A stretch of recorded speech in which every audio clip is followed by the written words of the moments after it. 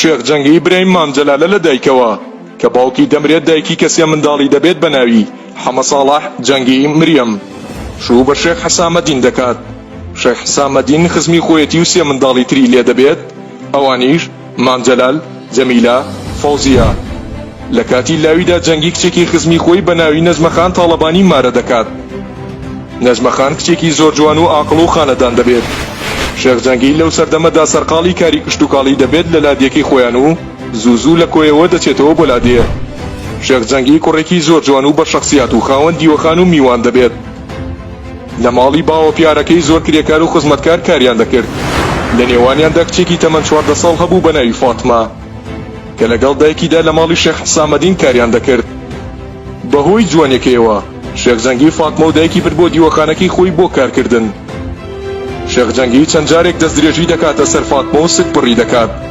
دایکی فاتمە داوا لە شێخ جەنگی دەکات فاتمە مارە بکە. جەنگی بە فەرمی فاتمە مارە دەکات بەبێ ئاگاداری کە سوکاری خۆی و دەستگیرانەکەی.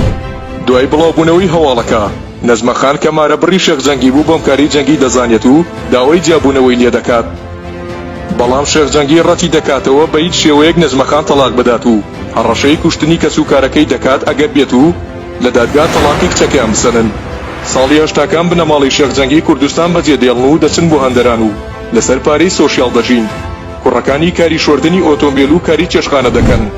پاش ماوەیەک فاتمە منداڵەکەی دەبێت و ناوی دەنێن ئاراز.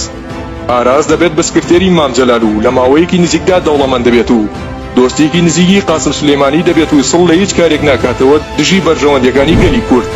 ئاکۆ بەکاری بازرگانیەوە سەرقاڵە و خولیای قومار و مەشروبە. سەرجەم کارە بازرگانەکانی بنەماڵی شێخ جەنگی دەبات بەڕێوە. لاور تا ساڵی 1998 لە بەریتانیا بە وتەی پاڤێڵی ئامۆزایی شاگردی چێشخانە بووە دوای گەڕانەوەی لە دەستگای زانیاری دەبێتە کارمەند و یەکەم کاری کوشتنی کارمەندێکی کەناڵی کورسات دەبێت.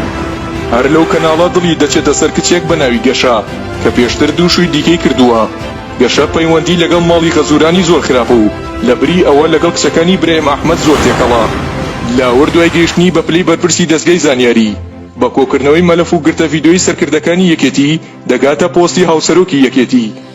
لە ئێستادا سەرقاڵی ڕاوەدوونانی ماڵی مام جەلال و کوڕەکانێتی لە یەکێتی نیشتیمانیدا. وڵات فەرماندەی دژە تیرۆر و کاری بازرگانیش دەکات. خێزانەکەی کچی جەبار فەرمانە، بەڵام بەهۆی پەیوەندی پۆڵات لەگەڵ کچێکی ئێرانیەوە لێوانیان تێک دەچێت و هەندێکش دەڵێن پۆڵات بکوژی ڕەوەند جەبار فەرمانە کە بە شێوەیەکی لە ناکەو کۆچی دوایی کردو. ئەمەش دوای دەمەقاڵەی نێوان پۆڵات و ڕەوەند دێت لەسەر بابەتی کچە ئێرانیەکە. ئاسۆ پزیشکە و لە ڕووسیا دەژی و نوێنەری یەکێتی و ماوەیەک نوێنەری حکوومەت بوو لە وڵاتە. بەهۆی هەندێک کاری نەشیەوە دوورخرایەوە لەو پۆستە.